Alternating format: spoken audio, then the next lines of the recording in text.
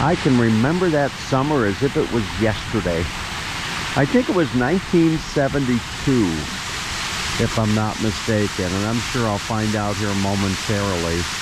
In that I'll be walking into a place that I've wanted to walk into now for many a years, and it is the Richard Nixon Presidential Library and Museum here in Yorba Linda, California. And I'm hoping that I can take a video as I go through there. I don't know. We'll have to see. But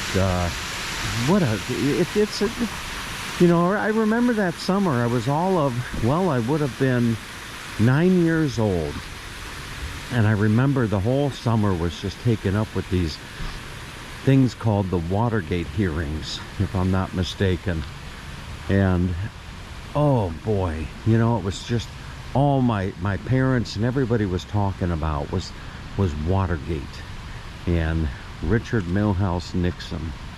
And even at 9 years old, I still have a little bit of a recollection. I think the other thing of significance with President Nixon was when he went to China.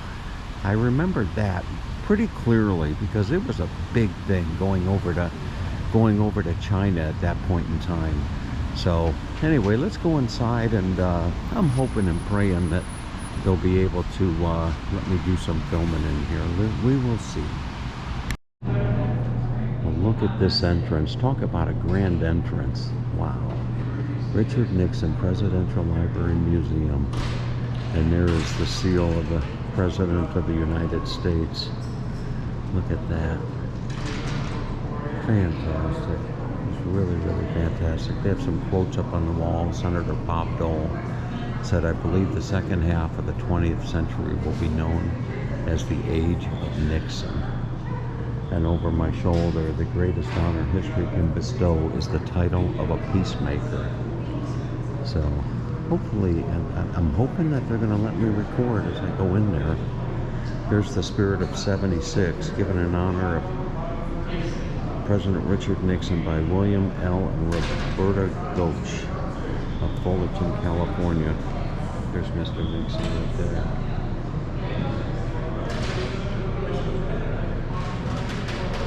There he is with Henry Kissinger.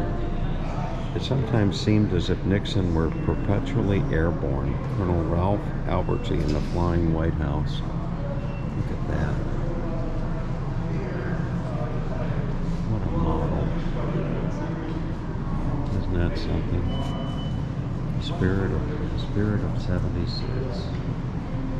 Fantastic. Alright. And then look at the big old painting right there. Isn't that something? Fantastic. Alright, let's go on inside. Alright, so I made it in. I made it in, and look who's waiting to greet you. That would be, if I'm not mistaken, I think that's Pat Nixon. But there's the Nixon family. I guess he had a couple girls. So I'm gonna have to try to navigate my way through here. The wall here. This is the Founders Wall. Dedicated 1990.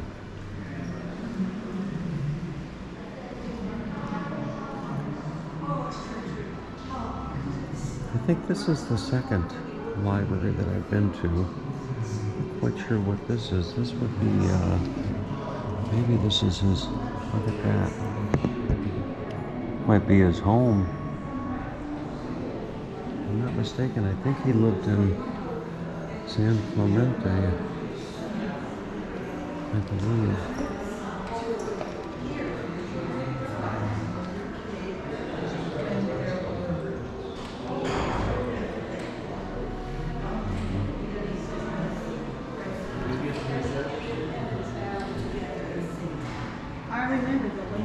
Some information on the Capitol and the Supreme Court and the Senate. Look at that. There's a bird's eye view of the Supreme Court. There's the Senate. There's the House of Representatives. This would be Independence Avenue, Washington, D.C. Pennsylvania, 1600. That's Here's the White House. Capitol. Let's go sit down. Go sit down.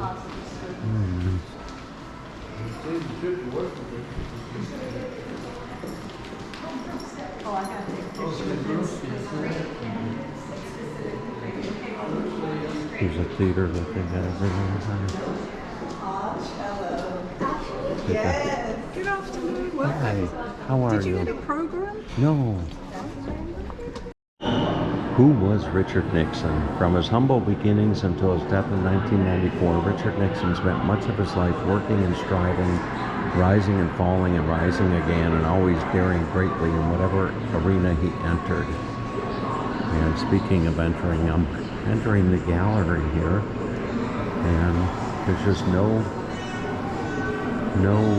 flash photography, so doing a video, I would be okay. We get information here on the Cuban Missile Crisis. There's JFK. In the 60s, the nation in turmoil. When Nixon was sworn in on January 20th, 1969, he became president of a nation that was experiencing dramatic social and political upheaval. You can see that. White House press secretary has just announced that President Kennedy died at approximately 1 o'clock Central Time, about 35 minutes.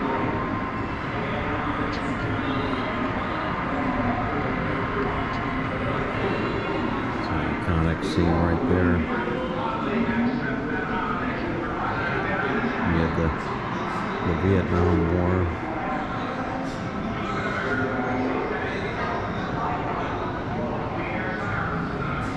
The Civil Rights Act was signed.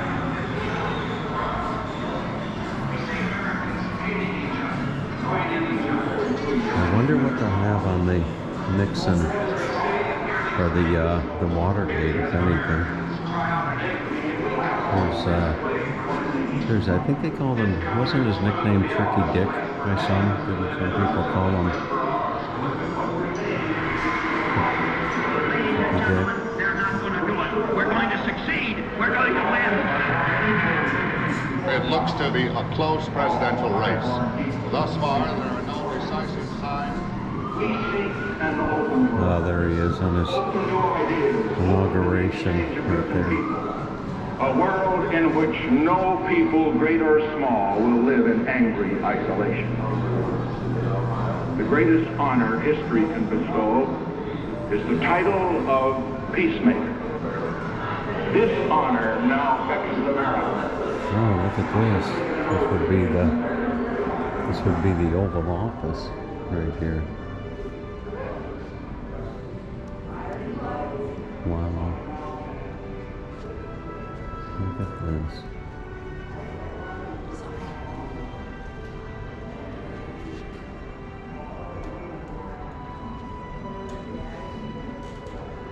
Is this an exact replica of how his office was? It's all furniture is all replica. So they let you sit in furniture.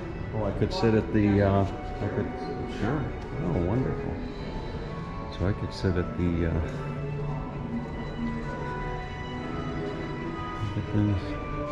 Look at the pictures he had on his desk here. Let's see, I can sit right here. Yeah, get the Kremlin on the line.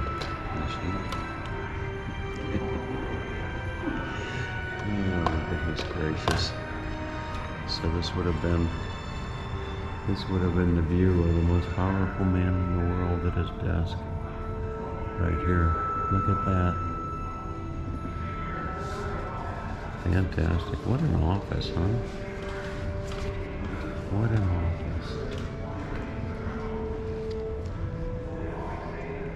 Looked like he liked birds. Look at that. At different. It's Statues of birds on the wall there. And we're going to Vietnam. I had two uncles that were in that war, and they hit all the beaches. They came back alive. Wow. And they told some.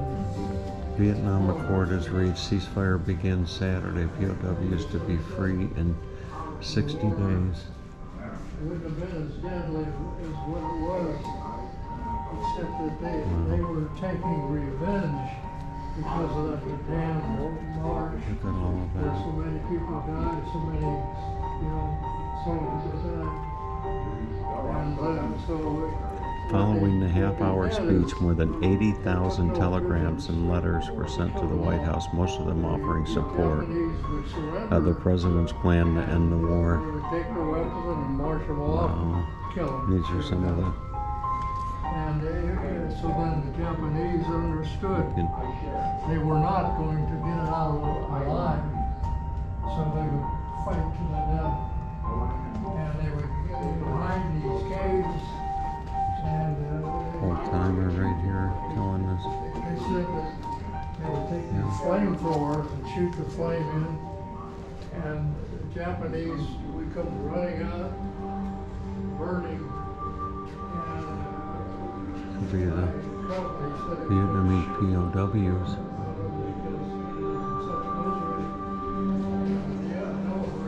I remember this scene. Look at that. An iconic American photo.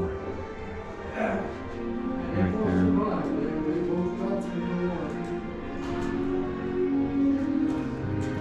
War is miserable, but it doesn't have to be like that.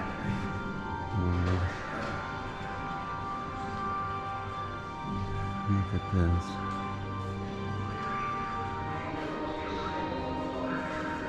We could spend quite a bit of time in here. Nixon's yellow notepads. I went up to my study in our place and sat down in the easy chair, as I usually did, with the yellow pad. Each day a chance to do something memorable for someone. Need to be good to do good. Goals, set example, inspire, instill pride. September 1969.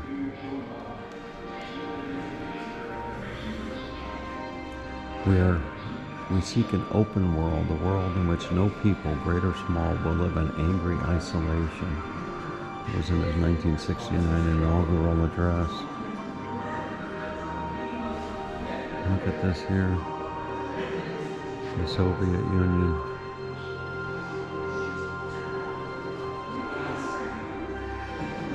Look at that.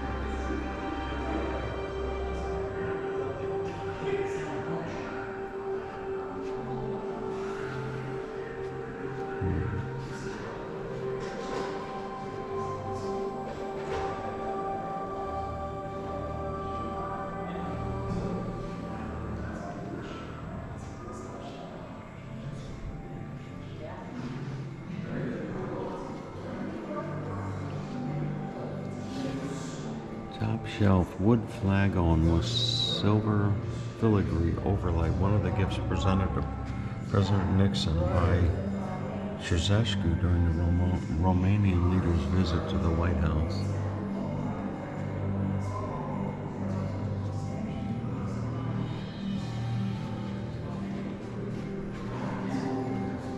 Here's the Berlin Wall. Look at that.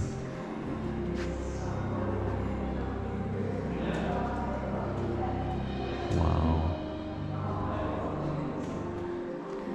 The greatest challenge in Eastern Europe, more difficult than tearing down the Berlin Wall, is to help build new systems that will not dash the euphoric expectations of those who risked so much in supporting the revolution.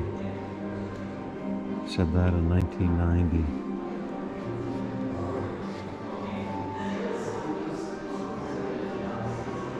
Over here you have,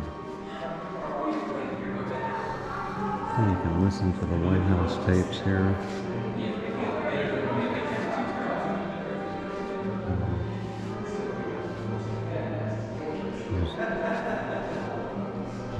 president with the king.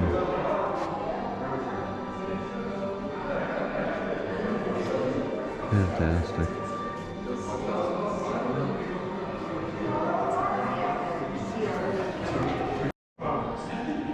Right, and just the next room is looks like a whole bunch of information related to his visit over to China.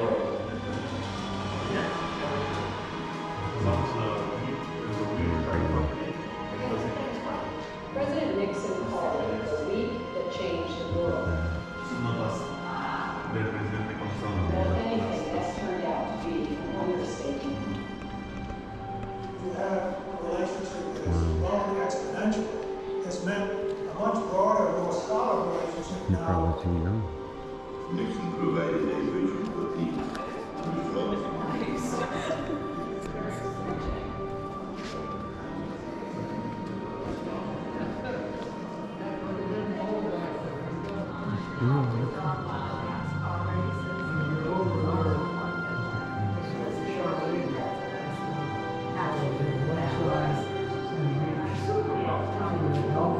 Wonderful museum.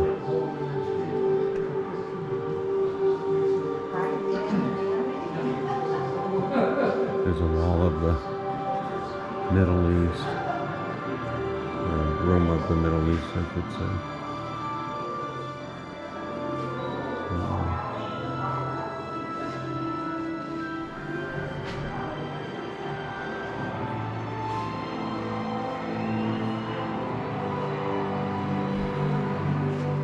Pat Nixon's 1972 campaign dress.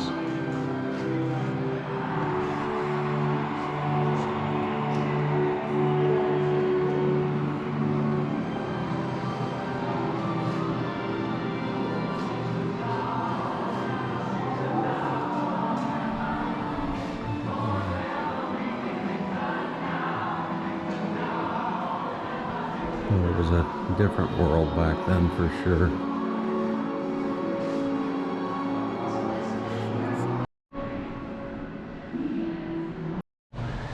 I found my way outside, and the sign said that I am on my way to the birthplace as well as the helicopter.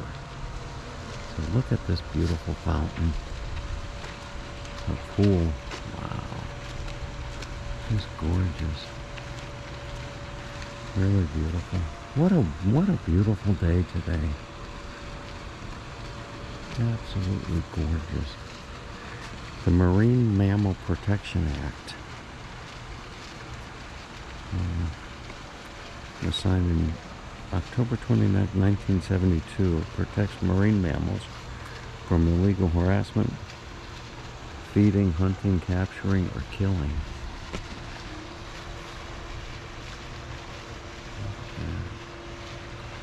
Beautiful.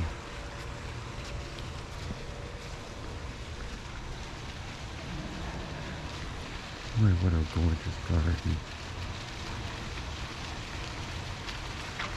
I've been on the road now for the better part of 3 weeks. 3 weeks today, as a matter of fact. And I'm kind of itching to get home and put on my overalls and start doing some gardening for the upcoming season. Looks like they must have a wedding. Well, they did have a wedding over here. I see the bride. Beautiful place to have a wedding.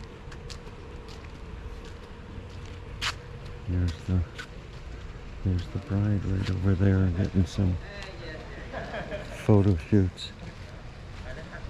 Which I guess I was photobombing. Wow. Just beautiful. Really, really beautiful.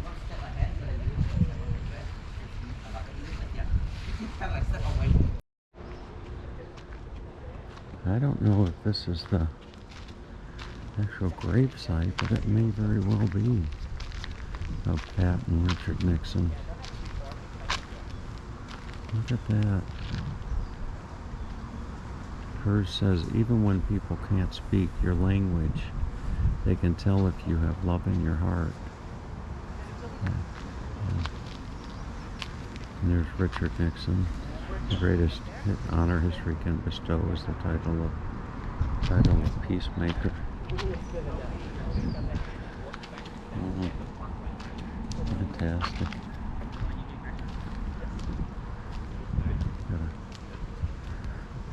Look at this. That's something. The birthplace of Richard Nixon. Alright, so we're about to go on a tour of the Richard Milhouse Nixon birthplace. And our tour guide's name is? Rosemary. Rosemary. Hi, Rosemary. Hello. Okay, before we go in, a couple things. We can't touch anything. We kind of need to stay together. When we exit, we're going to exit the back door, and you're welcome to take pictures and do your video. All right. Okay, just wait for me up by the black mat. We're going to make Rosemary a star. So I'm going to bring you for the tour of the Nixon birthplace. Rosemary, I'm going to make you a star. All right. Okay, the star is born. Come on in. Walk over here to the little room over here. That is the bedroom that Richard was born in. He was the only one of the 4 boys that lived here in this house that was born in this house. And reason for that, he was born on the coldest day of Yorba history. The father only had a horse, so they had to bring the people in, give birth to him. So he was born in this bedroom. If you look out the window, that's where he rests. He came full circle. This house is on the exact footprint his father built it in 1912. It was built from a kit. This high chair, all 5 boys used this high chair. But like I mentioned, only 4 boys lived in this house. Edward was born in Whittier. This is their dining table. This is their exact dining table that where his father taught them the art of the debate. They didn't think he was too young to learn politics. There's a picture of his father over here, Frank, and his mother, Hannah. And then these are his daughters, Tricia and Julie. I believe she's probably in her 80s. Tricia comes here every so often for the big events, but I haven't seen Julie here since the 90s. But then again, I haven't been here every day. This is what I call the first Nixon library, the starter kit.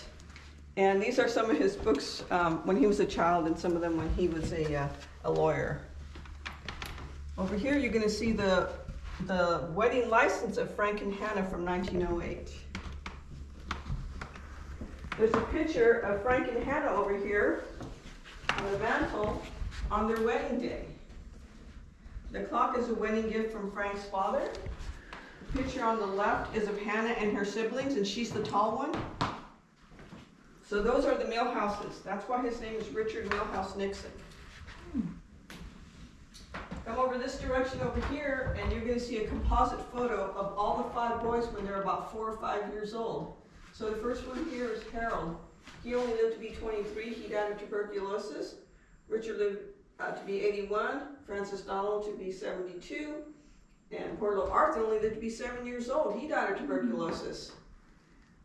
Edward, he was born in, he died in Seattle, is where he lived. He was around 2019 when he passed away, way before the pandemic started. So, all but the center boy was named after his father. The others are named after English kings. Also, the center boy, when the mother passed away, he gathered all the furniture that she had. She kept most of the furniture that was in this house. So most of the stuff you see here is original furniture that they kept. That's the actual piano that Richard learned to play on when he was 7 years old. He was very good at, he loved music. He played the clarinet, he played the violin. He also loved reading the National Geographic magazine that he got from his uncle. This is where he gained his passion for foreign affairs and travel. He loved reading about, going through these exotic places, and he actually did. Now this house, when it was built from a kit, plopped on this land.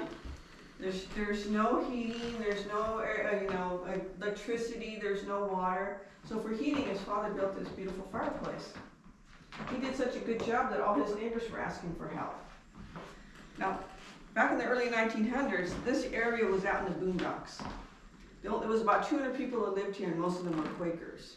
So you know how they all helped each other. Mm-hmm. Over here used to be the boys' bedroom. They finally did get some plumbing. So they took the boys, they put them, you see the back of the steps, they put them up in the attic. There were 2 beds in there. So they're little kids. Richard was only here till he was 9.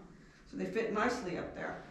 As we're going to start walking towards the kitchen here, you'll be able to peek in, you'll see the bathroom, and you're going to see a tub.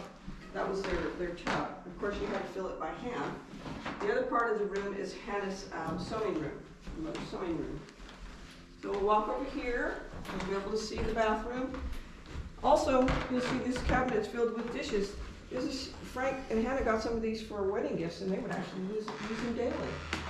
You can see the old bathroom and the old sink. Back in the pantry over there, you're going to see the father's saddle, some old farming tools, and some early 1900 kitchen gadgets, like a meat grinder, a coffee grinder, an ice cream maker. There's all kinds of stuff in there. And you also see the steps in between, where the boys used to run up to their bedroom. The good old days, right? Yeah. This house was pretty big in those days. Yeah, it was. Now the kitchen here, the stove and the icebox did not belong to them, but these are original pieces of the period. The icebox here, if you needed ice, you put a sign in. And the iceman would come and bring ice in there.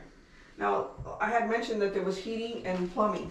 There was no electricity in this house when they were living here. But there wasn't a lot of things to plug in. The refrigerator, this is actually an icebox, which is an ice chest. But the refrigerator was invented the same year that Richard was born in 1913. So of course it's going to take decades before it goes through all the research, and they were very expensive, in the 1940s and 50s. So got this little ice box. For additional cooling, we had this thing called the California cooler. So when there was a gap under the house before they shored up the foundation, there used to be cold air under the house, and you'd get a little additional cooling because there were the shelves were made out of mesh wire. Fantastic. Anyways, that's the end of the tour. On the way out, you can turn the lock to the left and then look at the picture on the right of the boys' bedroom. Okay. And enjoy the rest of your day. Thank you. That was fun. Well, I found my way to the helicopter. Look at this. Isn't that something? There was an iconic scene when he was leaving office. Taking a picture. Helicopter facts. 72 feet 9 inches. 2 1,500 horsepower turbine engines. Missions with the president on board 181. Mr. Nixon on board. Look at that. Now they actually have they'll give you a helicopter tour. I think it says helicopter tour in progress. This is Marine One. Originally it was called Army One or Marine One, depending on who the pilot was. But they started flying this plane in 1961. And Kennedy, Johnson, Nixon, and Ford flew it. Kennedy used to fly this from, it goes about 600 miles, which happens to be within range of going from the White House lawn to Hannasport, to the Kennedy compound. So you can put, there's a crew of 3. You have a pilot, co-pilot, and engineer. In the back you can sit about 16 people, including the president. And so on the side there's a large window, and that's where the president would sit. And then you'd have 2 Secret Service, you'd have your own doctor, his own physician, and then you have another guy with the football thing. You know what I'm talking about? Yeah. The nuclear code. The nuclear codes, exactly. And this was an anti-submarine warfare. So by coincidence, completely outside of here, I went to Penn State. My first job was fixing nuclear subs. And I ended up in Southern California. And this was anti-submarine. So they wanted, for Sikorsky built this in Connecticut. They wanted a big helicopter to put the equipment and to be able to go down there and drop buoys and listen, because they were into that. And, you want to get the presidential seal. Okay, I'll let them go what they want. That's neat. Maybe not. Look at this. So I think we might go inside, maybe not. Over there, you saw the gazebo. That's where Julie and David, right? You know David? They named a camp after him. Yeah. What was the camp? Camp David. Camp David. They renewed their wedding vows here at 55.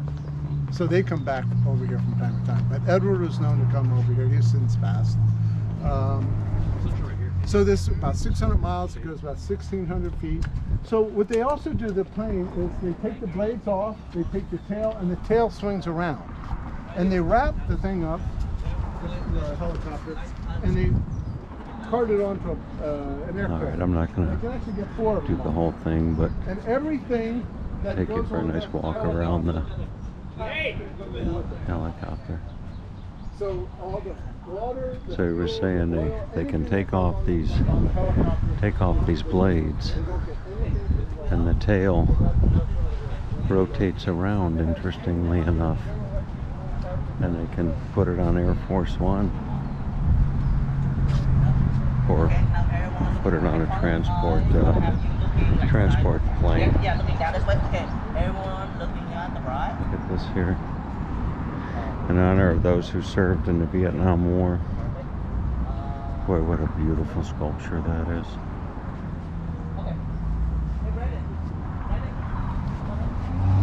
There's the wedding. Right there. Alright, I don't think we're going to be going inside. Alright, wrapping up the tour here of the Nixon Library, or so I think. This is a soldiers dedicated to, or a statue dedicated to the men and women that served in Vietnam. Look at that.